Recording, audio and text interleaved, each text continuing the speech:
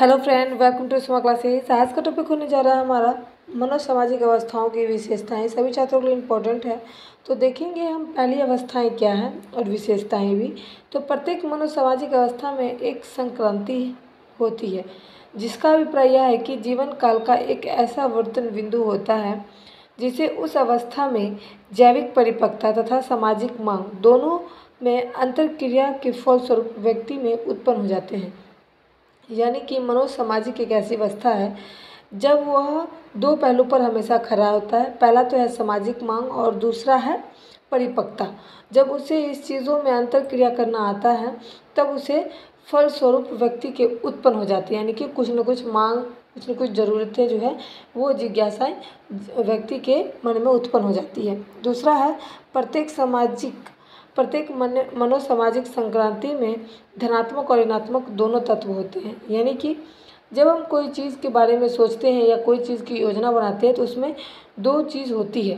पहला है धनात्मक और दूसरा है ऋणात्मक, यानी कि लाभ और हानि। दोनों ही तत्व उत्पन्न होते हैं। प्रत्येक अवस्था में उसकी जैविक परिपक्वता तथा नए नए सामाजिक मांग के कारण संघर्ष का होना एरिक्सन आवश्यकता मानते हैं। यदि इस संघर्ष का व्यक्ति संतोषजनक ढंग से समाधान कर लेता है तो विकास में कोई तरीके की दिक्कत नहीं आती है, कोई तरीके का कर्जा वगैरह ऋणात्मक तत्व नहीं उत्पन्न होते हैं। जिसका ये कारण है कि अगर हम कोई चीज़ के दो पहलू होते हैं, धनात्मक और ऋणात्मक।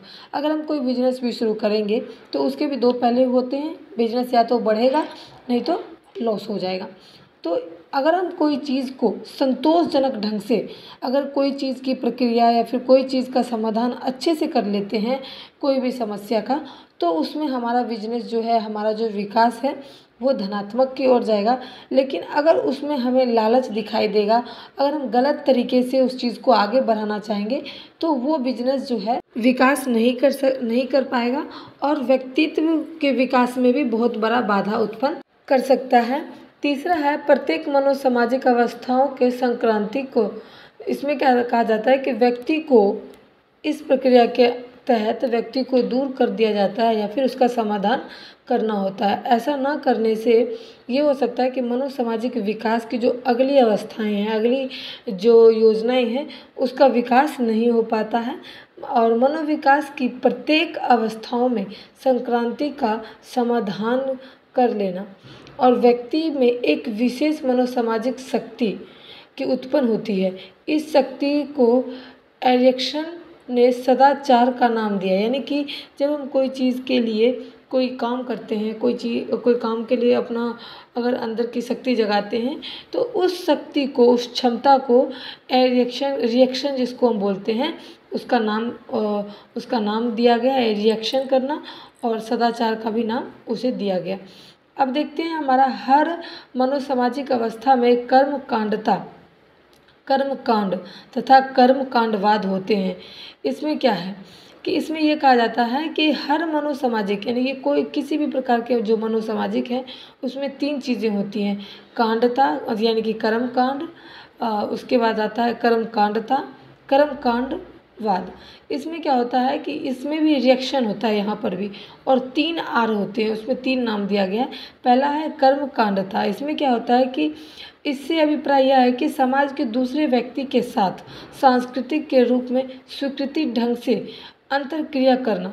ऐसा व्यवहार थोड़ा थोड़ा समय के बाद अर्थपूर्ण संदर्भ में दोहराए भी जाते हैं। यानी कि ये कहा जा रहा है कि कर्म कांडता में यह बताया गया है कि सांस्कृतिक को लेकर के हर हमेशा उसके व्यवहार को लेकर के समय दर थोड़ा बदलाव होते रहता है। हमारी संस्कृति में भी बदलाव आती है और स्वीकृति ढंग से, यानी कि हमारे स्वीकार करने के ढंग में भी थोड़ा ना थोड़ा बदलाव आ जाता है। उसके बाद आता है कर्मकांड। इसका तात्पर्य यह है कि वयस्क, यानी कि जो बिजनेस करने वाले समुदाय के जो लोग हैं, आवृत्ति स्वरूप महत्वपूर्ण घटनाओं को दर्शाने के लिए किए गए कार्य से होता है।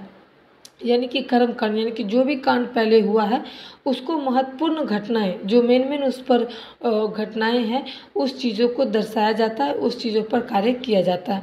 उसके बाद आता है कर्मकांडवाद। इसमें क्या होता है, इससे यह तात्पर्य है कि उत्पन्न विकृति, यानी कि जो उत्पन्न विकृति है इससे व्यक्ति का ध्यान स्वयं अपने ऊपर ही केंद्रित होता है, यानी कि जो चीज़ आसपास की घट रही है उसमें व्यक्ति को अपने ऊपर भी थोड़ा बहुत सोचने और समझने और ध्यान केंद्रित करने का मौका मिलता है, और जिससे ये पता चलता है कि हम कितने अच्छे हैं, कितने कर्मकांडवाद हैं या नहीं हैं, इस चीज़ों को देखने को मिलता है। पाँचवा है हमारा, प्रत्येक मनोसामाजिक अवस्थाओं का निर्माण उससे पहले ही अवस्था में हुए विकासों से संबंधित होता है, यानी कि जितने भी मनोसामाजिक चीज़ों मैंने बताया, जैसे बिजनेस में ही नुकसान हो जाता है, कभी लाभ हो जाता है, तो वो सारी चीज़ों को देखते हुए कर्मकांड, कर्मवाद और कर्मकांडता, ये 3 चीज़ बनी है, जिसके कारण मैंने आप सबको इसके बारे में बताया। उम्मीद करती हूँ वीडियो पसंद आया होगा, तो लाइक करें, शेयर करें, सपोर्ट करें। Thanks for watching my video.